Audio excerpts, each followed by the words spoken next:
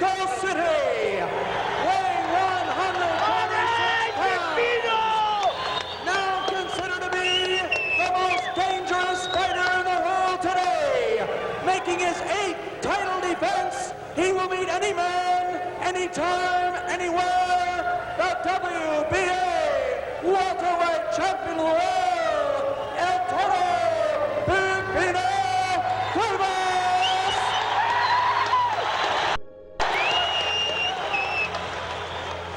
Pipino Cuevas was not only one of the hardest-hitting welterweight champions in the history of the division, but also the youngest to ever win the title at the age of 18.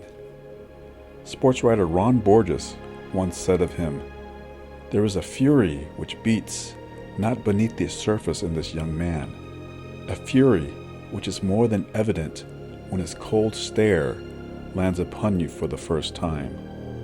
It becomes clearer when Cuevas first begins to fight, sending hook after hook toward his opponent without the least bit of concern for his own well-being. Caution is not part of Pipino Cuevas' style. Destruction is his business." Jose Pipino Cuevas grew up poor in the Colonia Pan America section of Mexico City. He was a loner with no friends, often getting into street fights that he himself initiated. Neither he nor his family members could name the root cause for the hostility he had toward others, but his father was supporting 10 children on a butcher's salary and saw no alternative but to send his rebellious son to the local boxing gym in order to give him an outlet for his aggression. The 13-year-old Cuevas found solace among the other fighters, and within a year had turned professional at the age of 14. He would be facing men more than twice his age, and his inexperience and youth would lead to early career losses. The young Cuevas would be stopped in his pro debut and would lose 5 times in his first 2 years as a professional, but he started to show promise by 1975, as he would stop Jose Palacios for the Mexican welterweight title.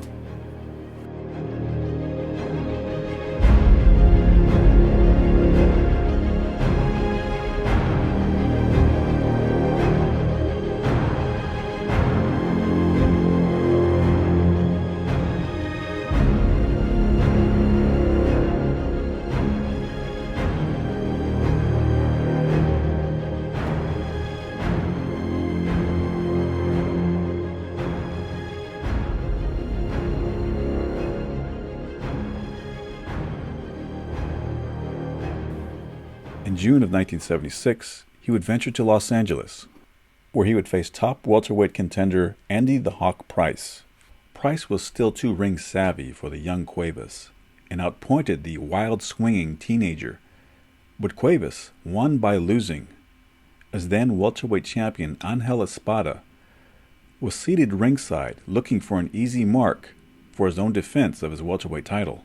ESPADA saw how Price frustrated Cuevas and figured that the young Mexican would be an easy payday. 4 years into a professional career, the still teenage Cuevas stepped into the ring as a heavy underdog against the vastly more experienced champion.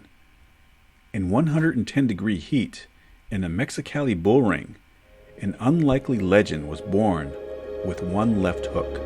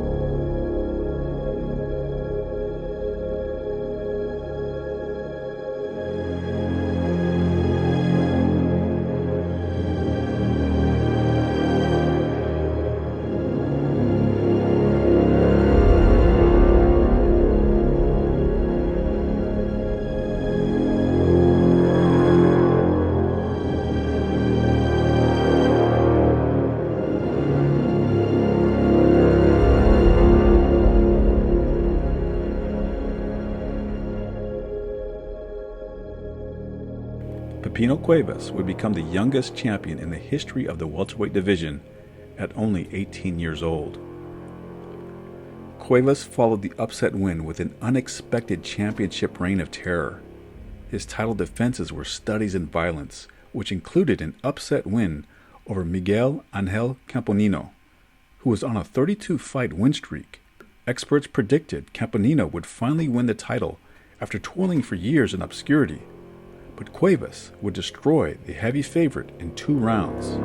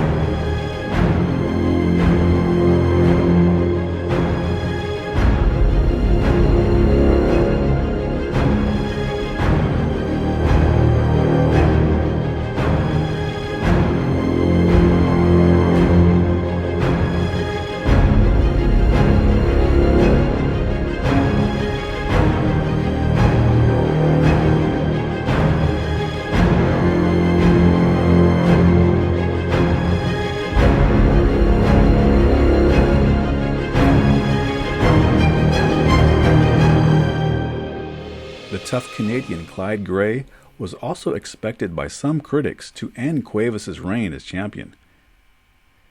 Given his experience and known durability, Gray checked into the Los Angeles Olympic Auditorium expecting to leave as champion.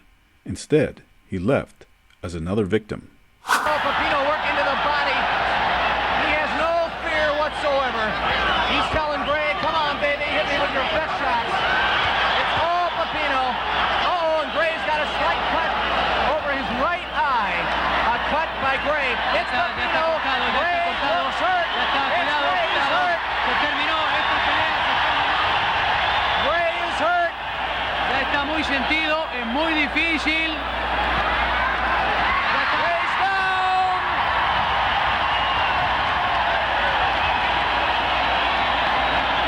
Es muy difícil pararse. Está sangrando terriblemente la herida del canadiense. Se terminó la pelea. Una contundencia increíble. Cuevas would rematch former champion ESPADA over a year after their first fight, but this go around, the fight would take place in ESPADA's native Puerto Rico.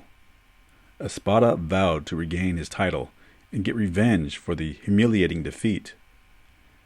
The former champion was knocked down in the second, but worked his way back into the fight, outpointing Cuevas until he was leading on the scorecards, until Cuevas delivered a left hook, which broke his jaw.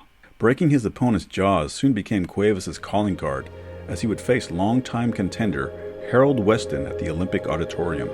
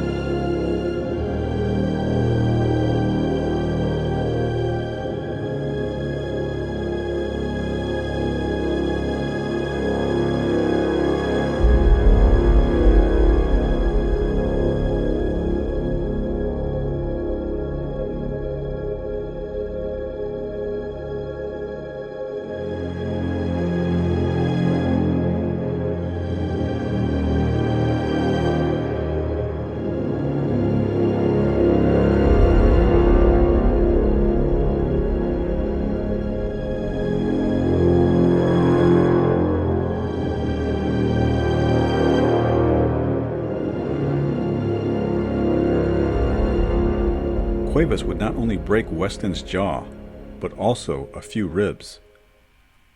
Only 2 months later, Cuevas would face a former champion in Billy Backus, who once upset Cuevas' own boxing hero in Jose Napoles for the crown.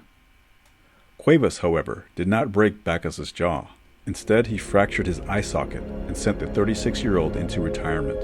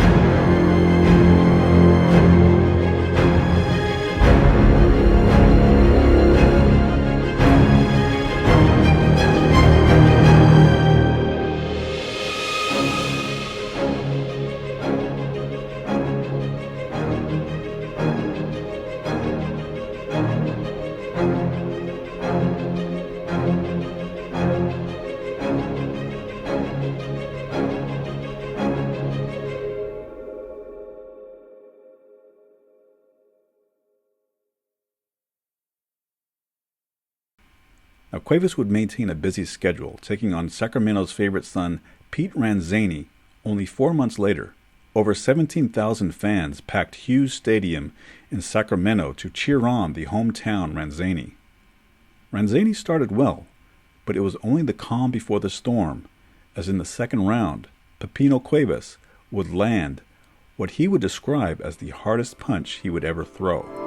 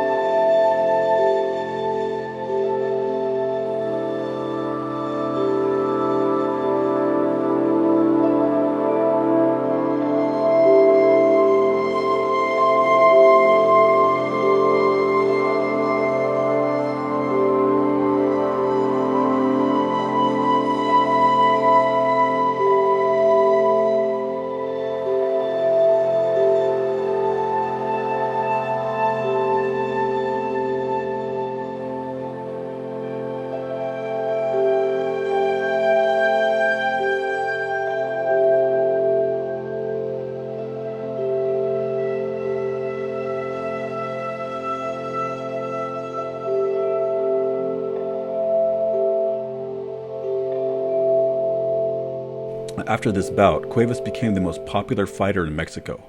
There were calls for him to face WBC welterweight champion Carlos Palomino in a unification match, but the dream fight would never come to fruition. Cuevas would continue to ply his trade, taking on a youngster out of Florida named Scott Clark. He wants Cuevas, he wants him bad. Pipino goes at it the same way. He knows only one way. Come forward, start throwing, usually the opponent goes down. Let's see what happens. Vamos a ver qué es lo que sucede en este segundo round. Está cayendo Scott Clark. Trata de incorporarse. Scott Clark ran into a huge left hand. Visitó la lona Scott Clark. Ahí está la dinamita del campeón Pipino Cuevas. Va en busca de su víctima nuevamente. Se acomoda. Está en malas condiciones Scott Clark. Va hacia atrás contra las cuerdas y cae nuevamente a la lona. Va Pipino hacia una esquina neutral. Segunda caída de Scott Clark, que está recibiendo la cuenta de protección. Va Pipino, conecta con la derecha, se acomoda, mide la distancia. Mete bien la izquierda al cuerpo y va nuevamente de rodillas. Y Pipino va en busca de la presa y termina la pelea, amigos. But some chinks in the armor showed against the crafty Randy Shields as the knockout artist struggled to get a close decision victory.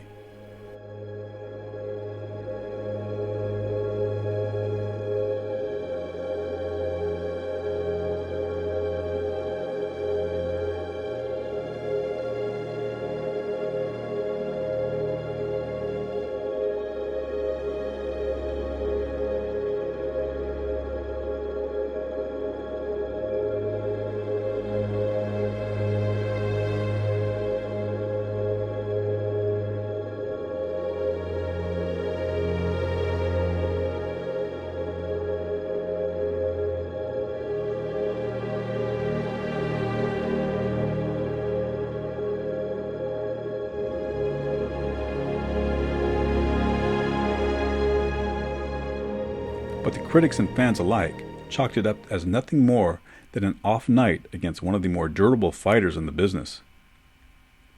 Cuevas' popularity continued to rise. He didn't have the charisma of Ruben Olivares or Ricardo Pajarito Moreno, nor did he have the smooth boxing skills of Jose Napoles, but what he did have was devastating power, and that alone made him the #1 draw with fans in Los Angeles. People would flock into the local gym to watch Cuevas train, and he would oblige their curiosity, often knocking the speed bag off its moorings during training sessions. He had become one of the most feared fighters in boxing. His left hook was a wrecking ball. He had defensive liabilities, but seemed to have an impenetrable chin, and his kill or be killed style always ended in his favor. "I guess I fight the way I do because I want to end the fight as fast as possible," Cuevas said in a rare interview. "Every time you step into the ring, you must respect the other fighter. He's dangerous, or he wouldn't be there. I have to end it as soon as possible because I know he's trying to do the same thing to me. I always feel cool and calm before a fight. I come for a knockout whenever I fight, and I'm not afraid at all of who I fight or where I fight. I respect my opponents, but I know I am the best." A third fight with ESPADA would follow, but Cuevas' confidence and experience was now vastly improved. He gave ESPADA a prolonged beating before stopping him in the 10th round, once again breaking his jaw for a second time.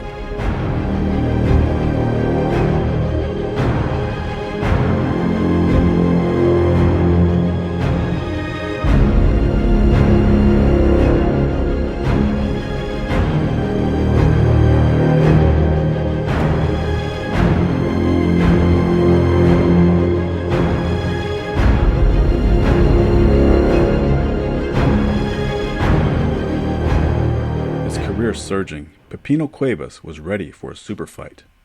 But against whom? His rival, Carlos Palomino, lost his title to Wilfred Benitez, who then lost to Sugar Ray Leonard, now the #1 draw in the sport. First, have you actually signed to fight Pipino Cuevas? Well, tentatively, we will sign hopefully sometime this week, Howard.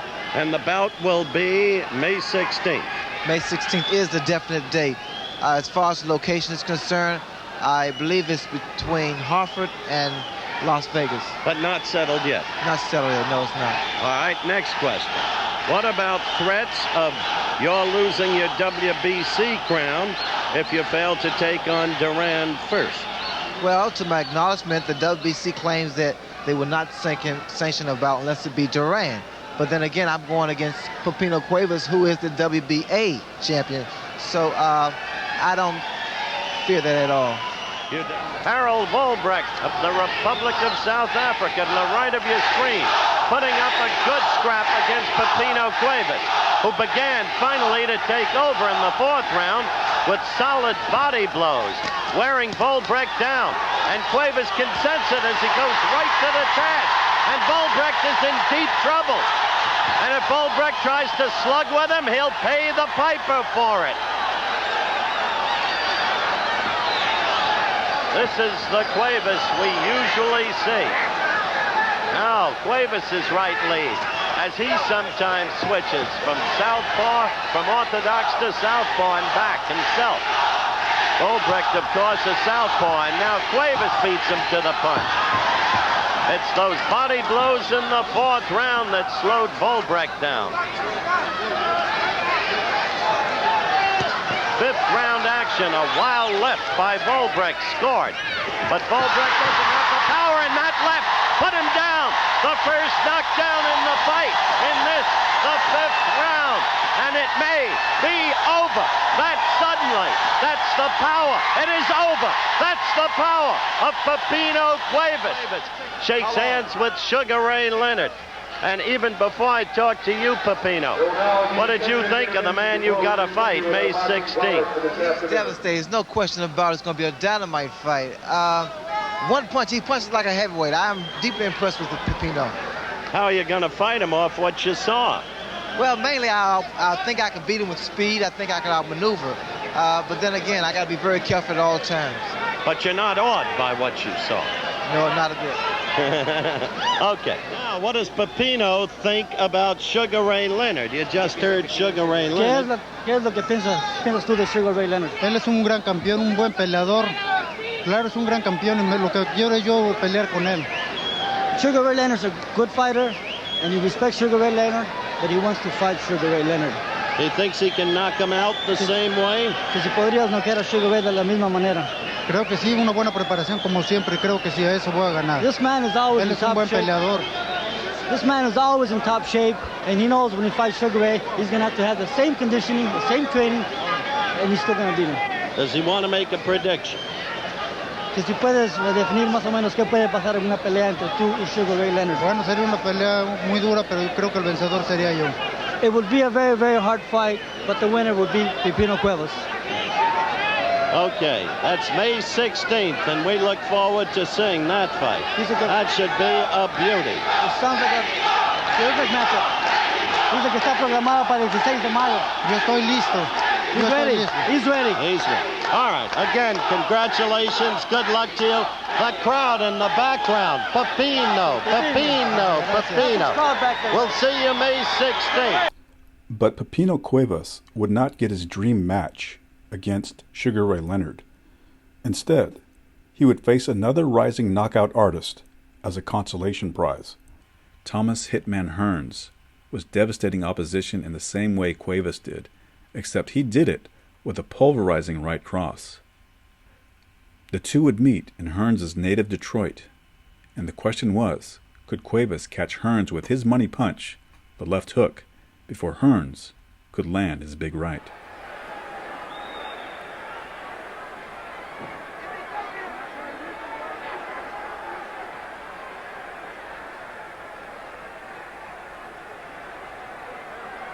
Hearns trying to measure his man again for that right hand.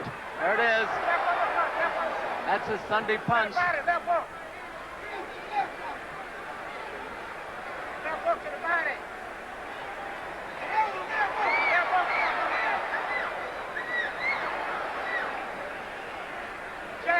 Everyone knows Cuevas has a rock for a jaw. He takes a good punch. He has taken a lot of them so far, and it's only round 2.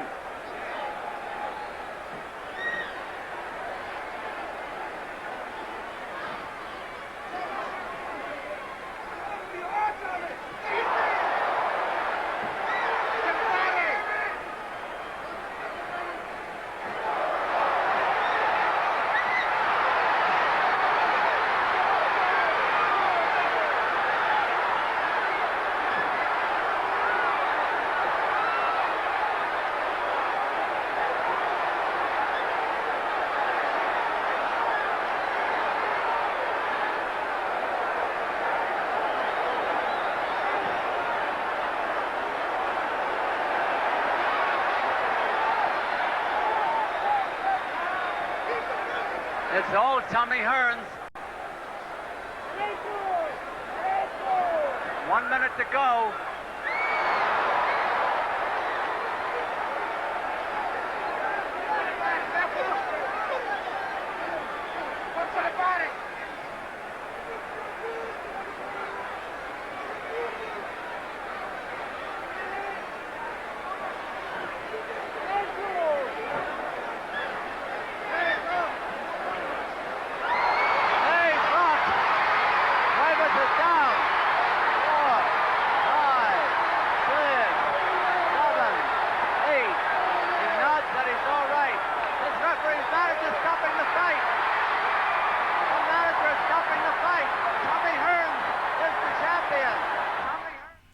The loss devastated Cuevas, his kamikaze style finally catching up to him, and his reputation never recovered after the defeat. The power was still there, but his aura of invincibility was now shattered. Fighters were no longer afraid of him, as evidenced by his fight against Roger Stafford, a nondescript contender out of Philadelphia. Stafford was expected to be another Cuevas KO victim, but the light-hitting contender would floor the once steel-chinned Cuevas in the second round and win a decision, in what Ring Magazine would declare as the upset of the year for 1981. So far, Stafford has been able to keep at a safe distance from the firepower of Cuevas. Short right hand by Stafford, but Cuevas scored with a short right. Left uppercut by Stafford, and Cuevas went down. Padilla over him now. The count is 6, 7, up at 7, and plenty of time for Roger Stafford here in the second round. He has decked Cuevas with a short left hook. And he's got to be careful here. Blood streaming out of Cuevas' nostrils as Stafford digs a right to the body. Stafford sensing here the chance of a lifetime.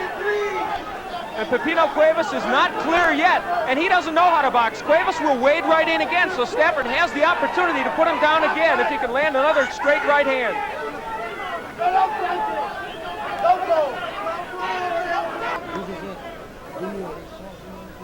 Of course, they're exuberant in the corner of Roger Stafford. Over in Pipino Cuevas' corner, you can see, once again, they're dabbing away at that cut on his left eyelid.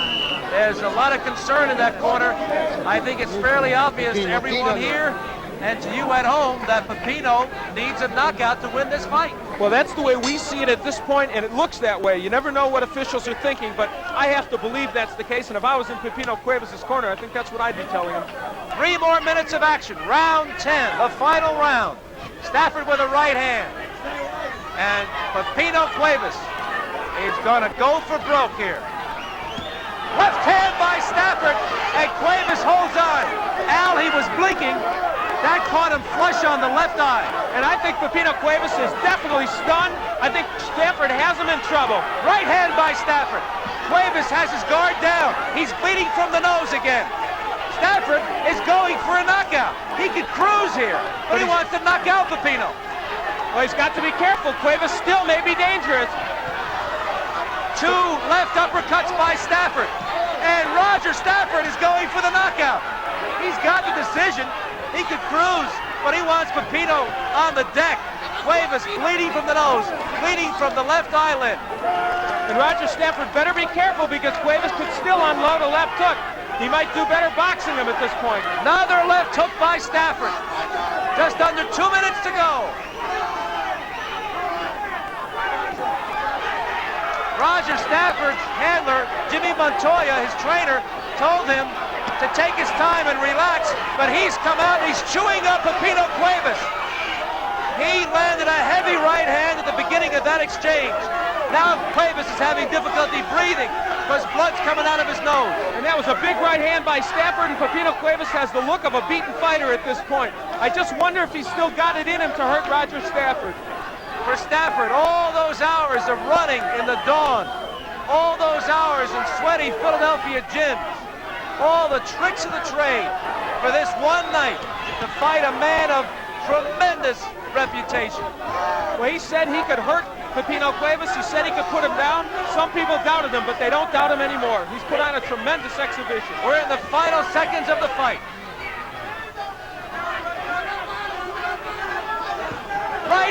by Stafford, and that rocked Pipino.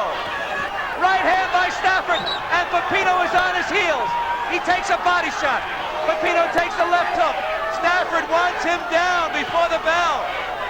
Stafford wants a knockout. Right hand by Stafford. Cuevas cannot fight back.